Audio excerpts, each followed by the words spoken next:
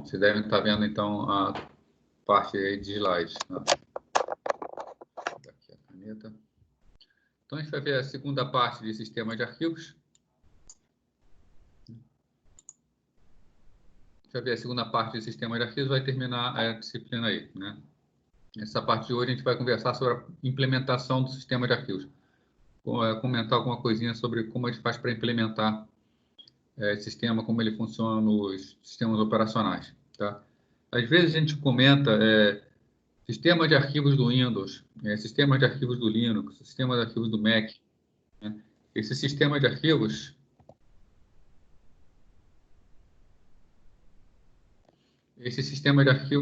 embora a gente fale que seja um sistema operacional, na verdade é como um disco ele é formatado, como o disco é preparado para ser utilizado pelo sistema operacional.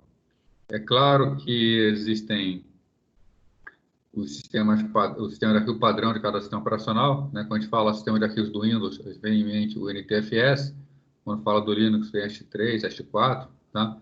Um sistema parecido utilizado nos dispositivos Mac, nos Android, né?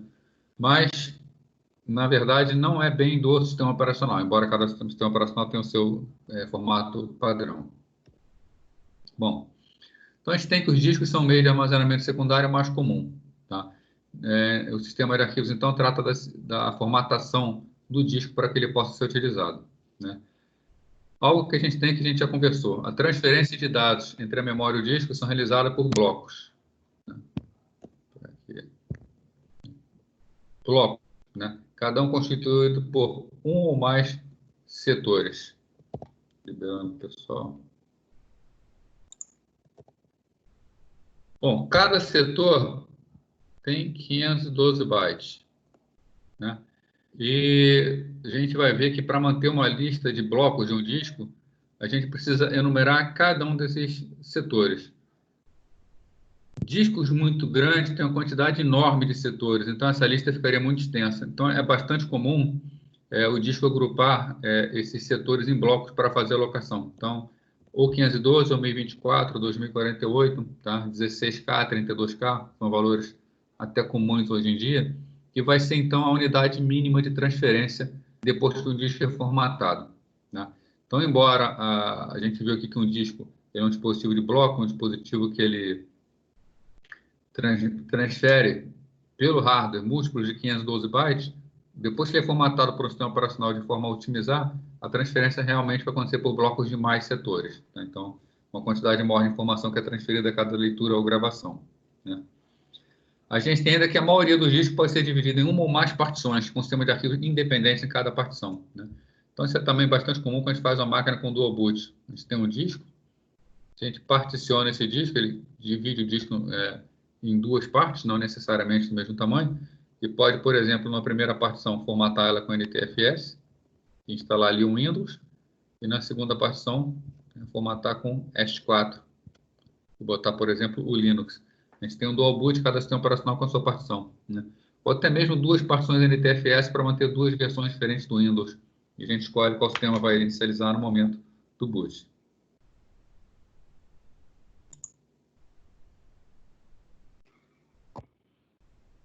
Bom, o setor 0 do disco ele é chamado de MBR, que é o Master Boot Record. Tá? Ele é usado para inicialização do computador. Né? Então, como é que funciona a inicialização do computador? Quando o computador é iniciado, são feitos uma série de testes. Tá? A OCP é iniciada sempre no mesmo endereço, e ela vai executar, então, uma rotina de teste da ROM, vai fazer algumas verificações do hardware, e em um determinado momento ela vai consultar quais são os dispositivos que têm boot, né, que vão dar boot no sistema operacional. Normalmente é um disco. O disco selecionado, o setor 0, contém, então, essa informação mestre, que vai ter a tabela de partições do disco. Né? Então, o MBR é a informação principal do disco, e no final da MBR a gente tem a tabela de partição. Essa tabela de partição vai dizer onde é que está cada partição do disco. Ou seja, vai dar o início e o fim de cada partição e vai marcar pelo menos uma das partições como partição ativa. Né? Partição ativa é aquela que pode ser utilizada para dar o boot. Né? A primeira coisa que a MBR faz, então, é o quê? Vai na partição ativa e pega o primeiro bloco daquela partição, que é chamado bloco de inicialização, e coloca esse bloco em execução. Tá? O que esse bloco de inicialização faz? A função dele é fazer a carga do sistema operacional. Né? Como é um bloco, é muito pequeno, tem poucas informações, normalmente é só chamado um pequeno programa, que esse pequeno programa é que vai realmente disparar a carga do sistema operacional. Né? Ora, toda partição ela começa com um bloco de inicialização, mesmo que ela não contenha um sistema operacional. Né? Aquela mensagem que a gente vê na tela, quando a gente vai tentar dar um boot num sistema que não tem um sistema operacional instalado. Normalmente é uma mensagem dizendo que disco sem sistema. Essa mensagem, na verdade, é um programinha que está instalado na partição de inicialização para informar que aquele disco não tem sistema. Né? Então, sempre existe alguma coisa para ser executada.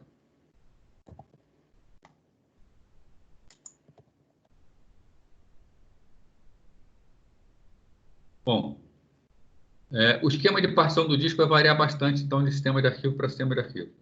Né? Vai variar principalmente no contexto histórico. Né? Os discos eles foram evoluindo, tá? Evoluíram de um sistema contíguo para um sistema chamado de sistema de FAT.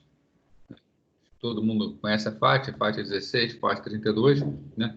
E o esquema de FAT depois evoluiu para um esquema chamado de inodes. Né? Então, os inodes são formas mais evoluídas de sistemas operacionais. Sistemas operacionais, não, desculpa. Sistemas de arquivos. Né? Bom, normalmente, embora os sistemas sejam diferentes, né, o primeiro item de uma partição costuma ser o que a gente chama de superbloco, tá? Superbloco da partição. E ele contém os parâmetros chaves a respeito do sistema de arquivos. Então, basicamente, ele tem um identificador que diz o que é esse sistema de arquivos, como ele está formatado, tá? Então, tem uma entrada padrão para identificar o sistema de arquivos e contém outras informações sobre essa geometria do sistema. Né? Depois do superbloco, é o quê? A informação dos blocos disponíveis no sistema de arquivos. Né? Então, ou seja, a relação de blocos livres do disco. Nós vamos ver algumas formas de implementar isso. Sempre que a gente vai gravar alguma coisa em disco, a gente precisa saber que posição está livre para poder utilizar. Né? Então, existe uma lista na formatação que diz quem são as posições livres. Supondo que seja um sistema de inodes, vão vir os primeiros inodes, que são os noisy, que vão identificar os arquivos. Né? Depois vem o diretório raiz, que é quando a gente pede o conteúdo do disco, vem a listagem. Tá? E o restante do disco todo aí vai ser estruturado conforme o uso. Vão ser arquivos e outros diretórios. Né? Mais para frente a gente vai ver alguns exemplos de formato. Bom, então, para começar, na implementação do sistema de arquivos, a gente precisa saber que parte do disco está livre ou não. Tá? Uma das formas que seria mais eficiente é a chamada mapa de bits. Então, tem uma tabelinha aqui que representa o mapa de bits, onde ele representa cada setor ou cada bloco do disco. Então, o primeiro setor, o segundo, o terceiro, o quarto, o quinto e por aí vai. Esse mapa de bits aqui está identificando o seguinte: os 3 primeiros blocos estão ocupados. Ninguém pode utilizar essa informação nesses blocos, porque senão vai sobrescrever alguma informação que já existe. Depois nós temos 5 blocos livres. Né? Depois uma sequência de 4 blocos ocupados, depois mais 2 blocos livres, um bloco ocupado, 2 blocos livres, 3 blocos ocupados e por aí vai. O bit 1, então, representa um bloco ocupado, e o bit 0 representa um bloco livre. Sempre que for necessário armazenar alguma informação do disco, a gente tem que ir nessa tabela e procurar onde tem o bit 0 para saber qual a informação que está disponível, ou a localização que está disponível para que seja armazenada a informação.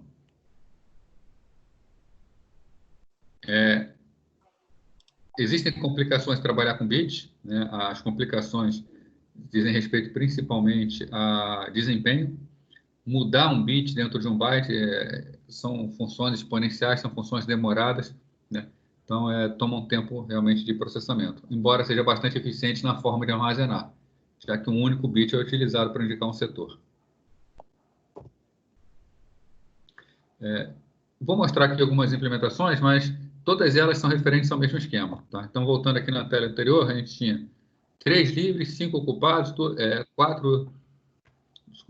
3 ocupados, 5 livres, 4 ocupados, 2 livres, por aí vai.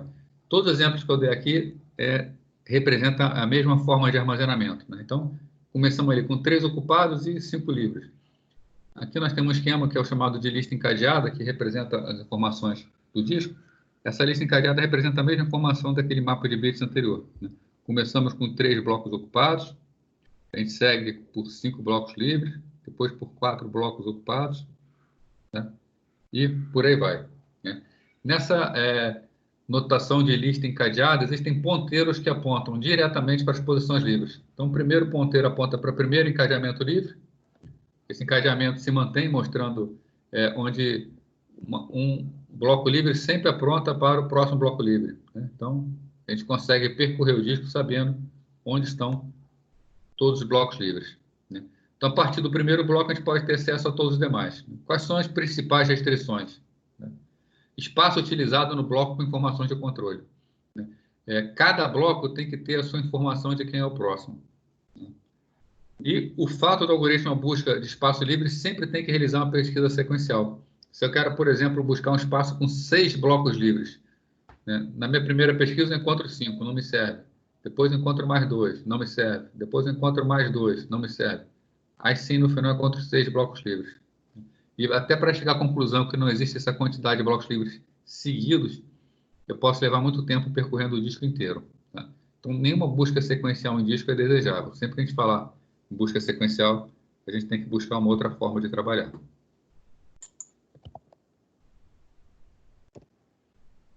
Uma outra forma é ter a chamada tabela de blocos livres. Essa tabela é bem mais versátil de ser utilizada, né?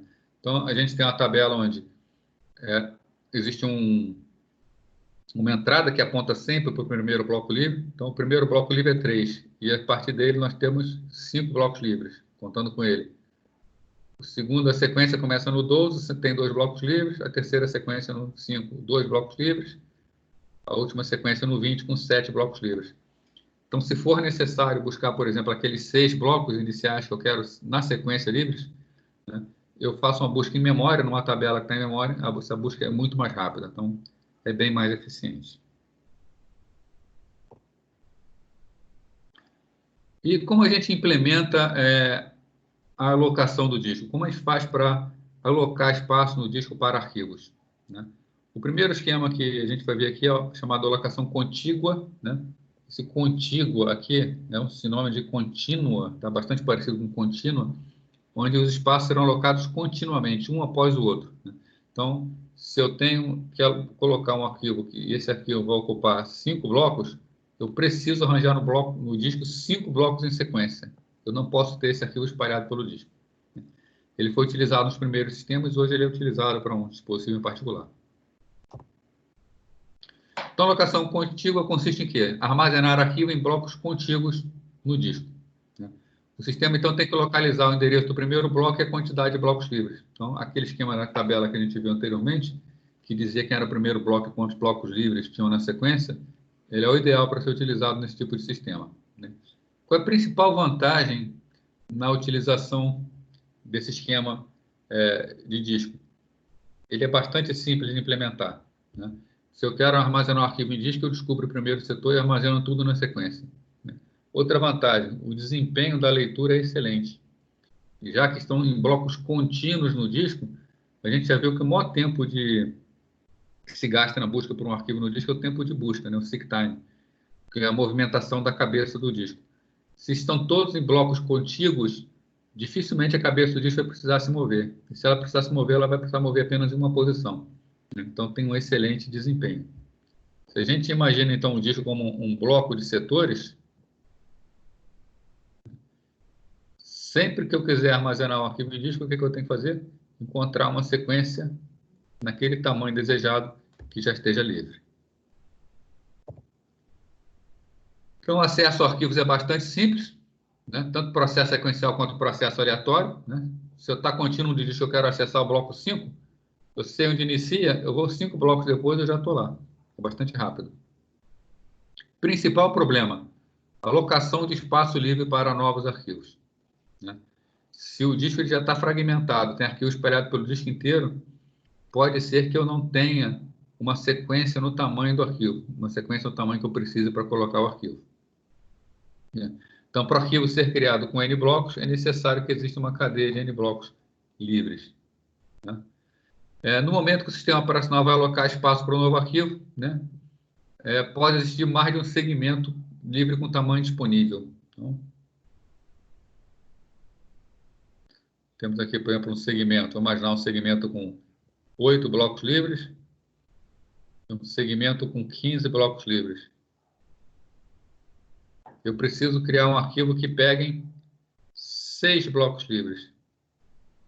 Eu vou usar a primeira lista ou vou usar a segunda lista? Essa é uma decisão difícil, né? Se eu uso a primeira lista, e vamos sobrar apenas 2 blocos no final, fica difícil crescer esse arquivo se for necessário, né? Se eu utilizo a lista de tamanho 15, eu posso crescer esse arquivo à vontade, mas eu matei uma lista e mais adiante pode me faltar espaço em sequência, tá? Então, são decisões difíceis que tem que criar algoritmos que vão tomar essa decisão.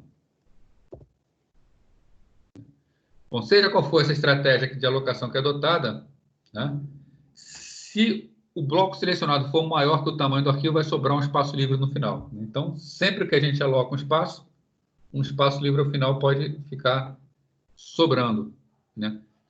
Quando a forma a gente vai gravando e apagando, a gente vai ter um fato conhecido como fragmentação do disco, que é o disco ficar cheio de pedacinhos, né? Então, quando a gente viu fragmentação de memória, cheio de pedacinhos livres, que seriam, às vezes, suficientes para colocar um novo arquivo no futuro, mas como eles são muito pequenos, não dá para colocar,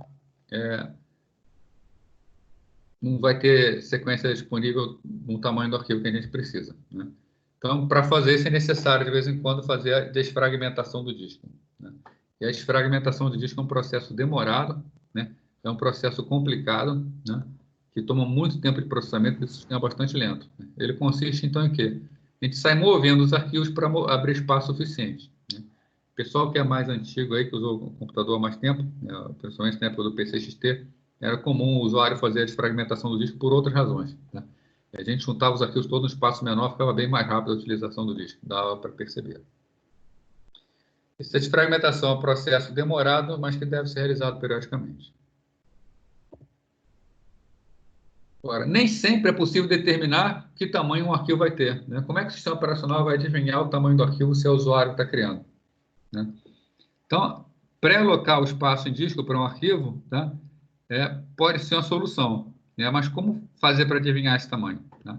Então, são situações bastante complicadas que levam à fragmentação, né? Um exemplo do sistema operacional que usava isso era o IBM VM CMS, tá? Um sistema operacional bastante antigo, né, que utilizava esse esquema, né? Para qual dispositivo esse esquema ainda é utilizado hoje, né? Ele é utilizado hoje em CD-ROMs, DVD, Blu-ray, né, onde a informação é gravada apenas uma vez. Então, a informação, nós já temos a informação toda de antemão e o disco é escrito de forma contínua, de uma vez só. Então, é possível colocar esses arquivos de forma contínua, facilitando, né? Já que CDs, Blu-rays, DVDs são dispositivos mais lentos, se a gente puder fazer uma gravação arrumada, vai facilitar bastante a operação de leitura. Bom, o sistema evoluiu, né? A gente foi para o sistema chamado alocação por lista encadeada, né? Na alocação por lista encadeada, a gente não necessita botar o arquivo continuamente na memória, né? Então, na alocação contígua, tinha que estar tudo na sequência. Na alocação por lista encadeada, a informação pode estar espalhada por todo o disco. Então, o arquivo ele é organizado como um conjunto de blocos ligados logicamente, independente da sua localização física, né? Então, a gente vai ter uma ligação lógica de bloco a bloco. Cada bloco deve possuir um ponteiro para o bloco seguinte.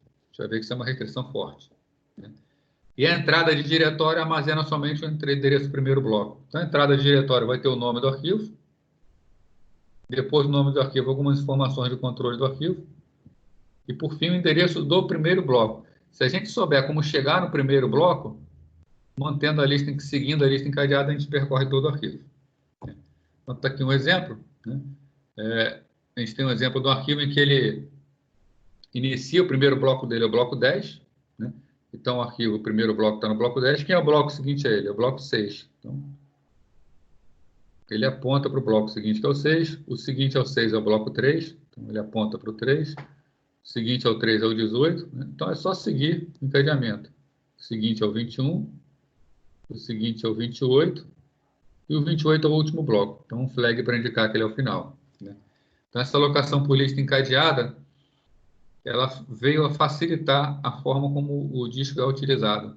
A gente agora pode utilizar o disco, mesmo que tenha um único setorzinho livre em cada localização, a gente sai juntando esses setorzinhos, encadeando os setores, e não é necessário fazer a desfragmentação do disco. Então, a fragmentação do disco não ocorre mais. Não tem problema o disco estar fragmentado, porque qualquer espaço pode ser utilizado sem dificuldade, né? O que acontece aqui que é indesejável é a fragmentação de arquivos, que é o arquivo ficar quebrado em várias partes do disco. Essa quebra do arquivo em várias partes do disco traz uma lentidão no sistema, já que a cabeça leitura e gravação tem que ficar acatando todos os fragmentos do disco, né? Então, o processo de leitura e gravação, né, provoca um grande número de deslocamento da cabeça leitura e gravação, né? Para otimizar esse tempo é que a gente fazia a desfragmentação periódica, tá? Então, um disco, conforme ele ficava muito fragmentado, a gente podia, normalmente, programava para executar de madrugada, e de madrugada era executada a desfragmentação do disco. O disco ficava todo arrumadinho, todo bonitinho, aumentando o desempenho. Ele tem alguns problemas, né? Um dos problemas permite apenas o acesso sequencial aos blocos de um arquivo. Se a gente voltar lá, para chegar no final do arquivo, eu sei onde eu inicio. Então, eu inicio, tenho que percorrer, eu tenho que ler o arquivo inteiro em disco até chegar ao final dele para poder acrescentar alguma coisa, né? Essa é uma das principais desvantagens dessa técnica, né? Sem contar que no bloco, no início do bloco, tem um ponteiro que aponta para o bloco seguinte. E por aí vai, né? Cada bloco um ponteiro que aponta para o bloco seguinte, né? Isso é um desperdício de espaço, né?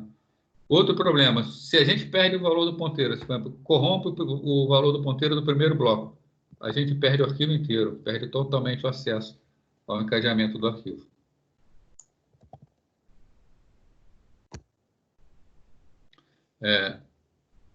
Uma outra forma de utilizar é a lista encadeada utilizando índice, né? É o esquema da FAT. FAT 16, FAT 32, utiliza esse esquema, né? Então, ele é um esquema de alocação parecido com lista encadeada. A ideia é a mesma, tá? Só que, em vez de fazer o encadeamento utilizando o próprio arquivo, em vez de encadeamento estar dentro do arquivo, é criada uma tabela. Essa tabela é chamada de File Allocation Table, né? Tabela de alocação de arquivos, que é a famosa FAT, tá?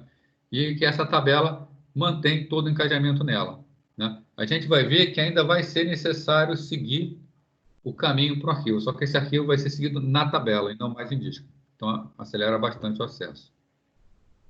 Então, aqui nós temos o mesmo arquivo espalhado pelo disco, o mesmo tipo de encadeamento, só que aqui nós temos uma FAT para indicar esse encadeamento, né? A FAT tem a posição 0, 1, 2, 3, 4, 5, por aí vai. Se o arquivo começa na posição 10, consultando a FAT, a gente sabe que o seguinte é o 6. Se vai na posição 6, sabe que o seguinte é o 3. Por aí vai. O seguinte é o 3 é o 18, o seguinte é o 18 é o 21, e o seguinte é o 21 é o 28, o seguinte é o 28 é nenhum. Tem um flag -1 para indicar que chegou ao final do arquivo. Então, embora ainda seja necessário seguir, essa sequência que é seguida para chegar ao final do arquivo é seguida em memória. É extremamente rápido, né? O problema da FAT aqui é que, se a gente perde a FAT, a gente perde o disco inteiro, né? Por isso que o esquema de FAT que é utilizado pelo Windows, ele utiliza duas FATs, tá? A gente tem duas tabelas em disco. Então, uma tabela é cópia da outra. A gente trabalha nas duas ao mesmo tempo. Se uma tabela se corrompe, tem a outra para salvar a pátria aí, né? Agora, se der azar de corromper duas tabelas, aí perde-se bastante coisa, né? Então, vantagens. O bloco inteiro fica disponível para dado, né? Se lembrar, né, anteriormente o bloco tinha uma parte em cima para encadeamento. No esquema de FAT não é necessário usar isso, então fica tudo contendo somente dados, né? Ainda é suficiente que a entrada de diretório contenha apenas o número do bloco inicial, né? Então, a entrada de diretório tem o nome do arquivo, algumas informações de controle e o número inicial, né? Por exemplo, 10. A gente sabe que o arquivo inicia na posição 10.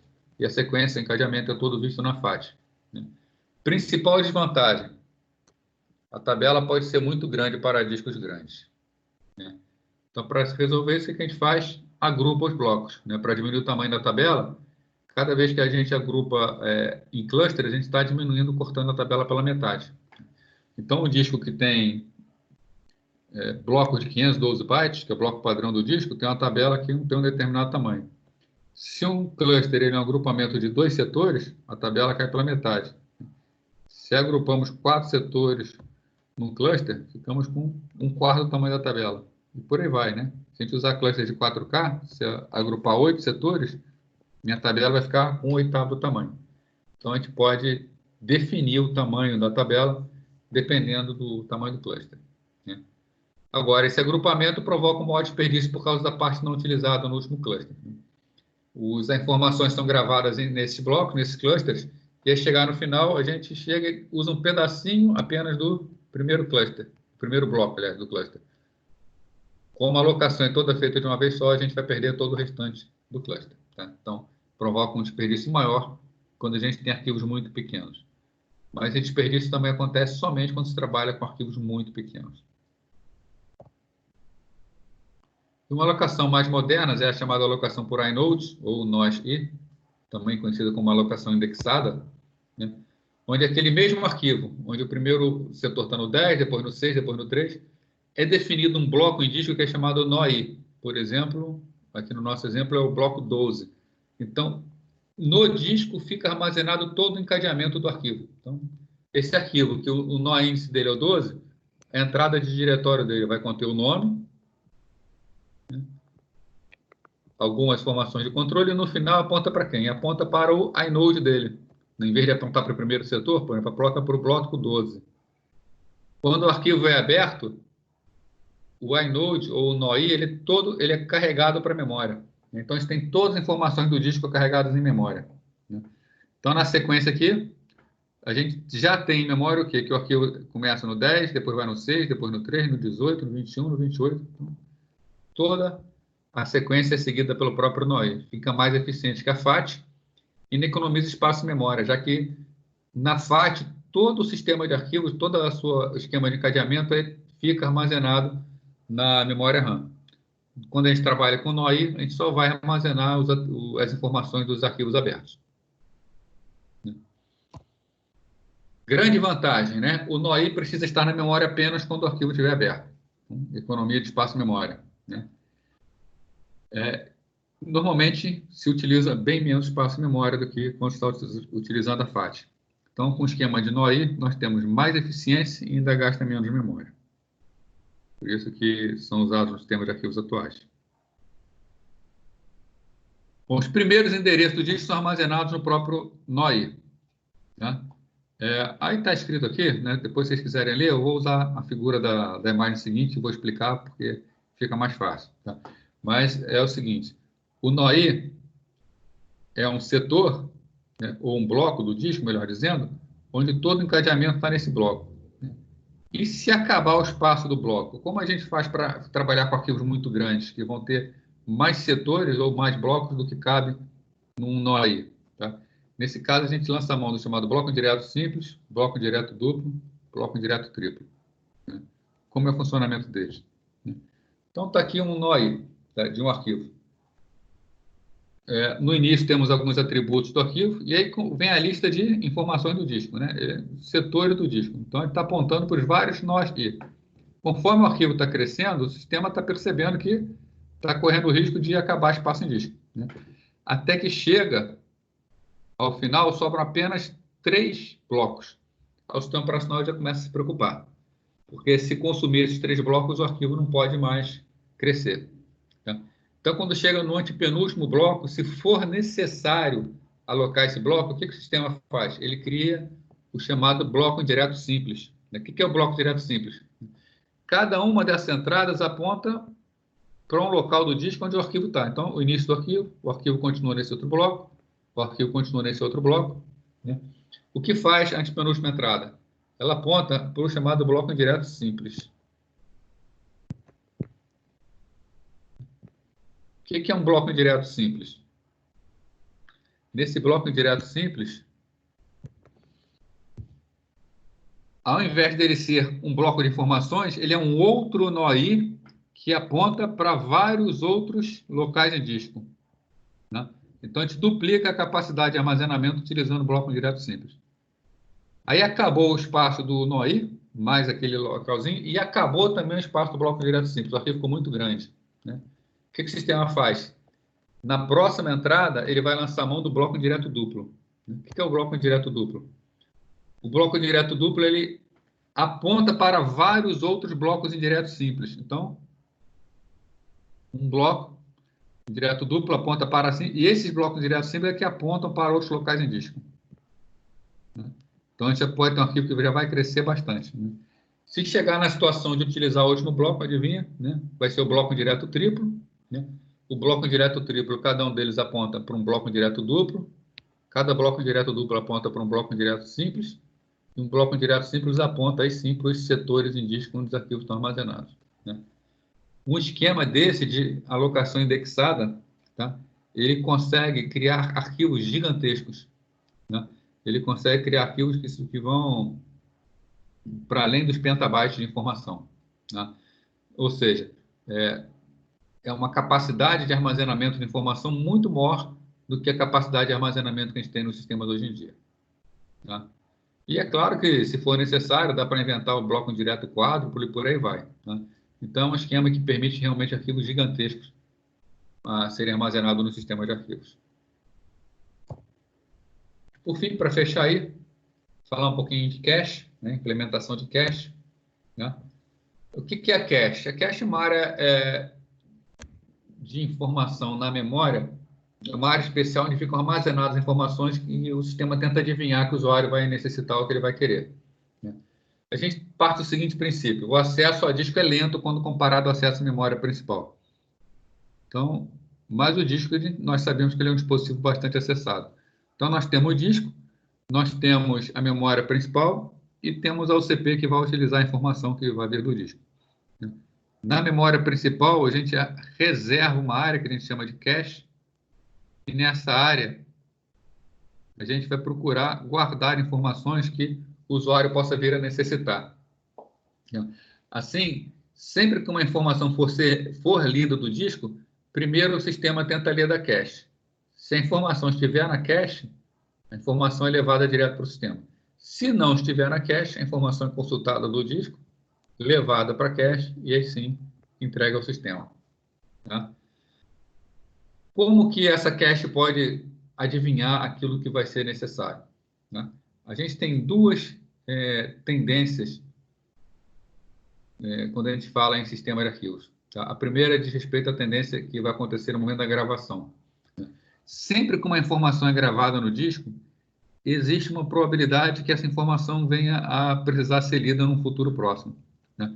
Principalmente quando a gente lida com compiladores, por exemplo, a gente cria arquivos objetos durante a compilação e depois busca novamente esse arquivo objeto para poder gerar um arquivo executável. Então, quando a UCP manda gravar em disco, a informação, ao passar pela cache, ela é gravada em disco, mas fica uma cópia na cache. Se no futuro essa informação for necessária, ela já está em memória, não é necessário ler do disco. Então, a gente tem um ganho bom aí no desempenho, né? E a gente tem também uma segunda característica com relação à leitura, que é o seguinte: normalmente um arquivo em disco ele é lido na sequência, e nem sempre o sistema lê o arquivo de uma vez só. Então, se temos um determinado arquivo, o sistema lê as primeiras informações do arquivo. E aí ele vai processar essa informação.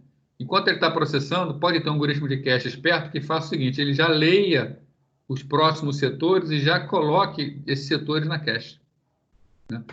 Assim, no futuro, quando o software do usuário, né, o processo for necessitar dessa informação e solicitar a informação, já está na cache. Então, a cache fornece a informação de forma rápida e faz o quê? Já tenta ler mais um pouco adiante. Então, os algoritmos de cache eles estão bastante evoluídos, eles conseguem fazer uma análise do arquivo e tentar adivinhar para já ter aquela informação lá quando o processo solicitar.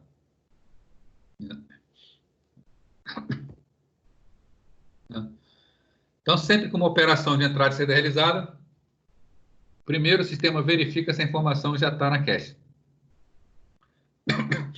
Se tiver, né, não é necessário acessar o disco e beleza. Ganhou-se bastante tempo. Agora, caso não encontre em cache, aí sim é feito o acesso ao disco. Como o acesso à memória é extremamente rápido, tá? O uso de cache sempre é vantagem, mesmo que a informação não esteja na cache. Agora, cache tem um tamanho limitado, né? Existe limitação para o tamanho da cache. Tá? Então, cada sistema vai adotar uma política diferente para a substituição dos blocos da cache. Né? Aí é o segredo de cada sistema operacional, né? Quanto melhor o sistema operacional puder trabalhar a cache, melhor vai ser o seu desempenho. E o último slide aí, né? A gente tem o seguinte problema: tem disco e uma informação que era para ser gravada em disco, uma maneira. Deixa eu limpar isso aqui que não ficou legal.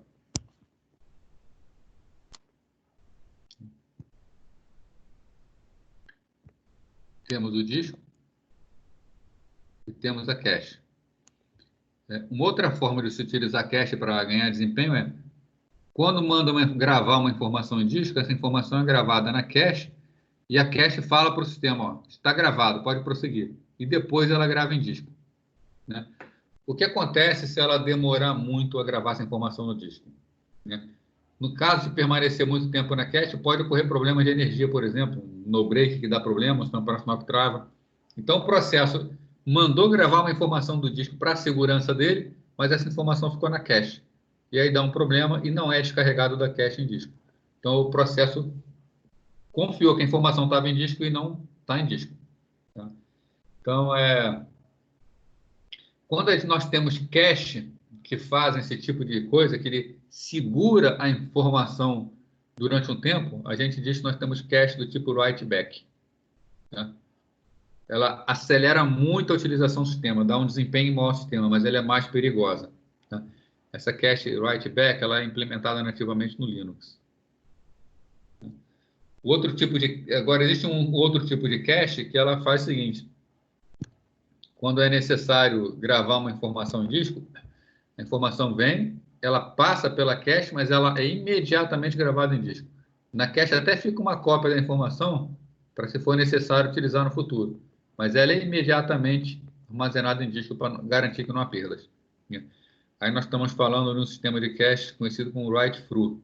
Tá? Write-through é escreva através. Né? Esse cache write-through é a cache padrão utilizada no sistema Windows. Tá? Então, o esquema de cache do Linux ele traz uma eficiência maior, ele libera mais rápido o sistema para que os processos possam executar. Porém, ele é mais perigoso. Pode haver perda de dados, pode ter um risco maior de inconsistência. Né? Já o Windows, como usa o write-through, ele é mais seguro, mas tem um desempenho um pouco melhor da parte da cache. Né? Então, de qualquer forma, né, existem rotinas do sistema operacional que executam periodicamente, atualizando o disco e todos os blocos modificados na cache. Né? Chama cache write back, implica em menor quantidade de operações de entrada e saída, né? Porém, o risco de perdas é maior. Bom, com isso a gente fechou aí a matéria da disciplina. Né? Vou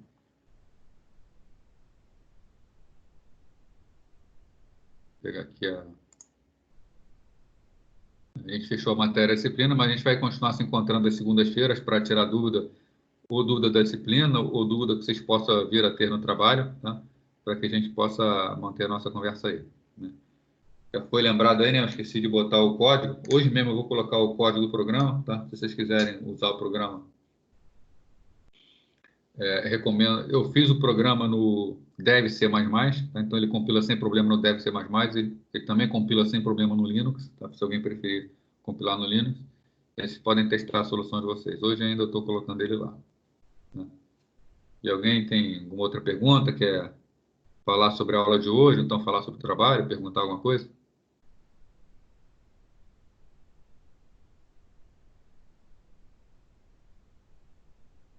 Fica à vontade aí para abrir o microfone ou para escrever no chat.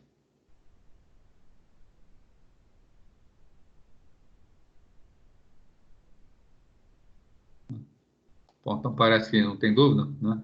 Qualquer coisa, então, é só mandar mensagem, mandar e-mail, mandar pergunta pelo nosso fórum, sem problema, né? Entrega o trabalho é dia 26 de junho, tá? Até o dia 26 de junho pode entregar o trabalho. Então, a gente ainda tem aí 3 semanas para fazer, né? Essa semana e mais 2. Eu não sei como é que está definido. A princípio terá A3, tá? A princípio vai ter A3. Mas eu também anotar aqui para confirmar e eu falo com vocês.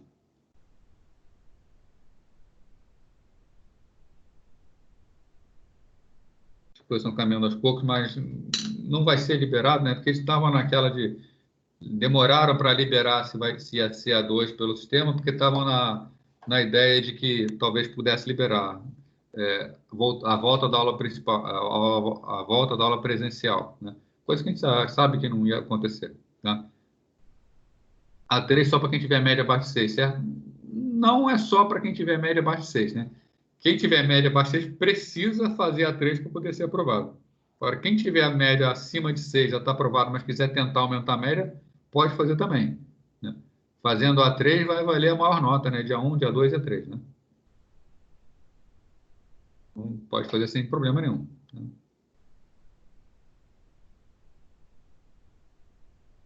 Então, na verdade, a A3 ela vai existir sim, só que ainda não está liberada nem para que eu coloque no sistema, né? Já deve já até ter cadastrado no sistema, mas fica oculto para a gente, assim como ficou oculto para vocês, ficou oculto para a gente também. Bom, então, não tem mais nenhuma pergunta, é desejar boa noite para todo mundo e qualquer coisa a gente está aí. Como funciona o cálculo da média? Tá. O cálculo da média é o seguinte, para ser aprovado tem que ter nota maior ou igual a 6. Tá? Desculpa, nota maior a 6 não. Média maior ou igual a 6. Porém, nenhuma nota pode ser menor do que, agora não está falando memória, se é 4 ou 5. Né? Eu vou também ver com a minha nota, mas acho que é 5. É 5, né? Isso aí. Tá? Então, você não pode ter nota menor que 5. Então, ou seja, se você tirar 4 e 10, você vai ter média 7, mas não está aprovado porque uma das suas notas foi 4. Né? Então, a menor nota numa prova tem que ser 5 e a média tem que ser maior ou igual a 6. Beleza? Então, até a próxima, até semana que vem, ou pergunta durante a semana, também eu vou respondendo aí. Todo dia eu estou olhando e-mail, todo dia eu olho a mensagem, só vocês mandarem aí. Né? Um abraço a todos e boa noite.